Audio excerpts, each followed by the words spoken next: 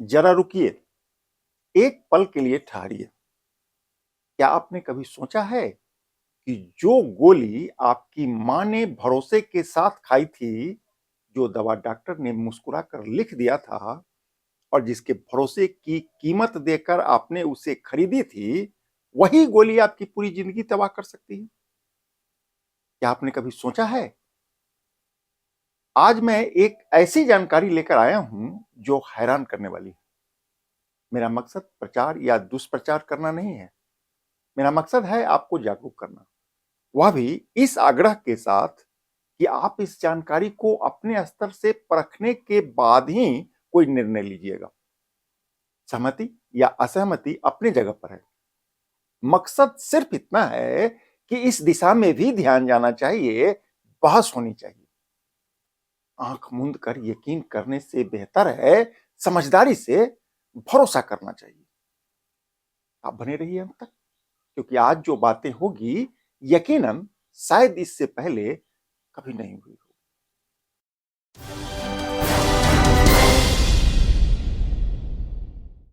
KK live में आपका स्वागत है। आप देख रहे हैं खबरों की खबर, लीक से हटकर खबर। नमस्कार, मैं हूं कौशलेंद्र झा। डॉक्टर कहते हैं कि यह दवा पूरी तरीके से सुरक्षित है। कंपनियां कहती है कि इसका कोई साइड इफेक्ट नहीं है। और फिर एक दिन ऐसा आया जब दुनिया ने देखा बिना हाथ पैर वाले नवजात बच्चे को, एक या दो नहीं बल्कि एक खतरनाक सिलसिला। देखते ही देखते करीब 10,000 से ज्यादा ऐसे बच्चे पैदा हो गए जिनके शरीर में हाथ या पैर नहीं होता था। कई बार आंख या शरीर का कोई और अंग नहीं होता था। मतलब आधी अधूरी शरीर। कहते हैं कि शुरू में लोगों ने इसको अपना नियति मान लिया, लेकिन जल्दी ही इस पर गंभीर मंथन शुरू हो गया। यह कोई फिल्मी कहानी नहीं है, यह कोई साजिश या अफवाह भी नहीं है, बल्कि यह मेडिकल साइंस की एक डरावनी हकीकत है। यह हकीकत है उस भरोसे की जो धोखे की बुनियाद पर खड़ा हुआ। यह हकीकत है उस कारोबार का जिसका ताल्लुक भय के बाजार से होकर आता है। सवाल सिर्फ इतना कि जब अतीत में धोखा हो चुका है, तो आज हम खुद को सुरक्षित कैसे माने? कहते हैं कि जिसने भरोसे का कत्ल किया, उस धोखे का नाम था थालिडोमाइड। जी हां, थालिडोमाइड। इस नाम को याद कर लीजिए। वह 1950 का दशक था। दुनिया युद्ध का घाव भर रही थी। वह वो दौर था जब मेडिकल साइंस तेजी से तरक्की कर रहा था। डॉक्टर को धरती का भगवान मान लिया गया था। इसी दौर में जर्मनी की एक दवा कंपनी सामने आती है। कंपनी ने दावा किया कि उसने एक ऐसी दवा बनाई है जो नींद भी देगी और उल्टी भी रोकेगी। कंपनी ने बताया कि यह दवा गर्भवती महिलाओं के लिए पूरी तरीके से सुरक्षित है। दवा का नाम था थालिडोमाइड। कंपनी के पास रिसर्च के पर्याप्त पेपर मौजूद थे, क्लिनिकल ट्रायल मौजूद था। यह दवा मेडिकल साइंस के सभी मानकों को पूरा भी कर रहा था। नतीजा, डॉक्टरों ने धड़ल्ले से थाइलिडोमाइड का प्रयोग शुरू कर दिया। अपने भगवान मतलब डॉक्टर के कहने पर धात्री महिलाएं तेजी से थाइलिडोमाइड का सेवन करने लगी, क्योंकि डॉक्टर के प्रिस्क्रिप्शन के बाद शक के लिए कोई गुंजाइश शेष नहीं बचती है। गर्भवती माताओं ने दवा लेना शुरू कर दिया। सभी कुछ खामोशी के साथ चल रहा था।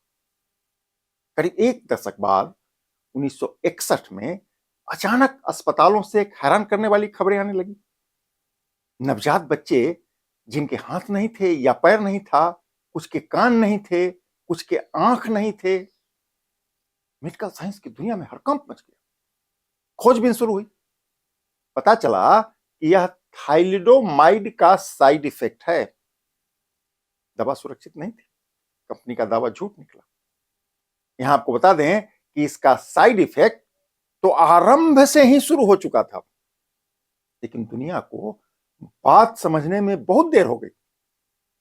समझने वाली बात यह कि इस एक घटना ने साबित कर दिया कि रिसर्च हमेशा सही हो यह जरूरी नहीं है। अब एक जानकारी और, बात 1940 की है। उन दिनों डीईएस नाम की एक दवा खूब चलन में था। डॉक्टर इस दवा का इस्तेमाल अनचाहे गर्भ को रोकने में करते थे। इसको सुरक्षित मान लिया गया था। लेकिन असली कहानी करीब 30 साल बाद सामने आई। जिन महिलाओं ने यह दवा ली, बाद के दिनों में पता चला कि उनके संतानों में जन्मजात कैंसर के लक्षण पाए जा रहे हैं। सोचिए, एक गलत दवा 3 दशक तक चला, कोई सवाल नहीं। इस अवधि में जिसका नुकसान हो गया उसका क्या?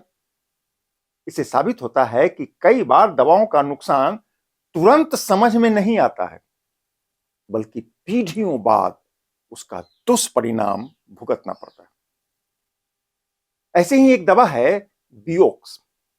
बहुत बहुत पुरानी नहीं है, बल्कि 2004 में दिल के रोगियों के लिए इस दवा को बहुत ही कारगर माना जाता था। यह दवा दिल के मरीजों को धड़ल्ले से दी जाने लगी। बाद में पता चला कि दवा लेने की वजह से करीब 1,40,000 या इससे भी अधिक लोग हार्ट अटैक या स्ट्रोक की चपेट में आ गए। मतलब जान बचाने के नाम पर दी गई दवा जानलेवा साबित हो गई। खतरनाक बात यह कि कंपनी को बहुत पहले ही इसकी भनक मिल गई थी, फिर भी यह दवा बाजार में बनी रही, क्योंकि इसकी सालाना कमाई अरबों डॉलर की थी। सोचिए, बात भारत की करें तो भारत में यह खेल और भी खतरनाक रूप धारण कर चुका है। भारत में समस्या बहुत गहरी है।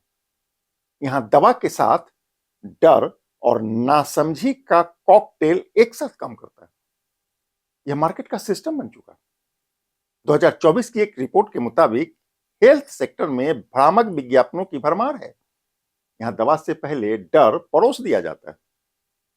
प्रेजेंटेशन ऐसा कि यहां हर कोई जानकार होने के गुमान में जी रहा है। जाल ऐसा फैला दिया गया है कि एक गोली और करोड़ों का मुनाफा। मिसाल के तौर पर 650 को ले लीजिए।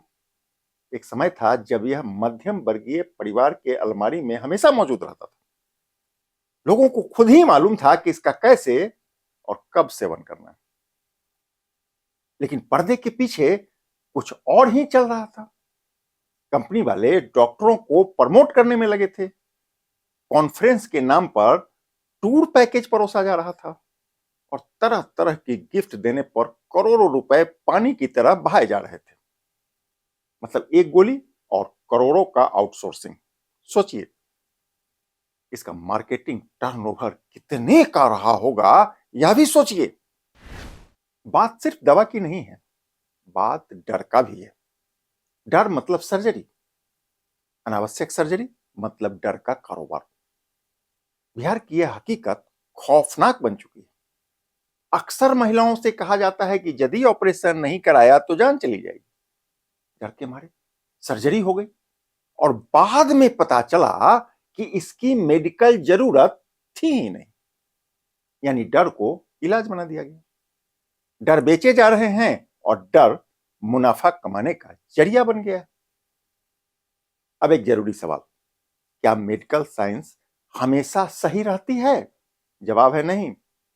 आज की दवा 20 साल बाद खतरा साबित हो जाए तो इसमें कोई आश्चर्य नहीं है। आज जिस दवा को वरदान कहा जा रहा है, कुछ समय बाद उसके साइड इफेक्ट बताए जाने लगे तो कोई आश्चर्य की बात नहीं है। कल तक जो आवश्यक था, आज उससे बचने का सुझाव दिया जाता है। कई बार तो कठोर प्रतिबंध भी लगा दिए जाते हैं। एक जमाना था जब मामूली खरोंच मौत का कारण बन जाती थी। निमोनिया, टीबी, टाइफाइड या डिलीवरी के बाद इंफेक्शन से बड़ी संख्या में जाने जा रही थी।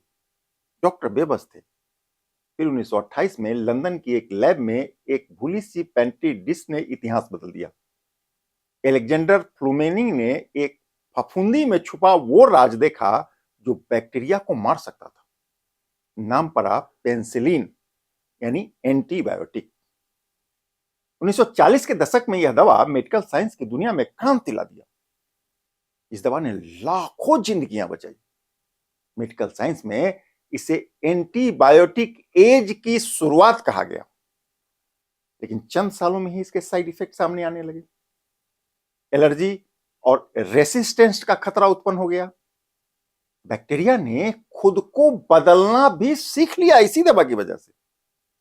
मानव शरीर का इम्यून सिस्टम अब कमजोर पड़ने लगा। हालांकि आज भी एंटीबायोटिक को जान बचाने वाली दवा के रूप में मानी जाती है, लेकिन मेडिकल साइंस इसे सोच समझकर सही डोज के साथ और पूरा कोर्स लेकर ही इस्तेमाल करने की सलाह देता है। यानी कल तक मेडिकल साइंस के लिए वरदान मानी जाने वाली एंटीबायोटिक लापरवाही की वजह से अब अभिशाप बनने लगा है। सोचिए, खतरा सिर्फ दवा से नहीं है, बल्कि वास्तविक खतरा खुद डॉक्टर बन जाने से। आप किसी से बोलिए बुखार है, तुरंत कहेगा फला फला गोली ले लो। खांसी है, सिरप पी लो। नींद नहीं आती, दवा बता देगा। सीधा साधा इंसान अक्सर इस तरह के झांसे में आकर दवा खरीद लाता है और बाद में पता चलता है कि लीवर खराब हो गई, किडनी फेल हो गया या शरीर के किसी अन्य हिस्से पर इस दवा का दुष्प्रभाव दिखाई देने लगा। यहां बात सिर्फ लोगों के सुझाव का नहीं है, बल्कि इस सेक्टर में विज्ञापन का भी बहुत बड़ा कारोबार चलता है। टीवी पर दवा का प्रचार करते हुए कहा जाता है कि तुरंत राहत मिलेगा। कई बार सेलिब्रिटी कहते हैं कि मैं भी लेता हूं। इन्फ्लुएंसर कहता है कि यह बेस्ट है। ऐसे में एक आम धारणा बन जाती है कि जब इतने लोग कह रहे हैं तो यह गलत कैसे होगा। यही होती है सबसे बड़ी गलती। कई बार लोग एक से अधिक दवा एक साथ खा लेते हैं, यह जाने बिना कि एक दवा दूसरे को बेअसर कर रही है। इसका साइड इफेक्ट कई गुना तक बढ़ जाता है।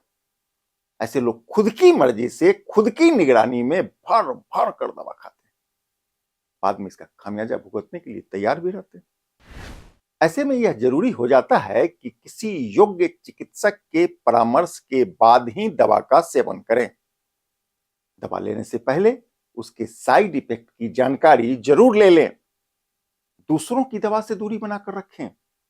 साइड इफेक्ट या रिएक्शन की संभावनाओं को छिपाए नहीं, तुरंत अपने चिकित्सक से परामर्श करें। याद रखिए, आपका शरीर अत्यंत ही संवेदनशील है, यह प्रयोगशाला नहीं है।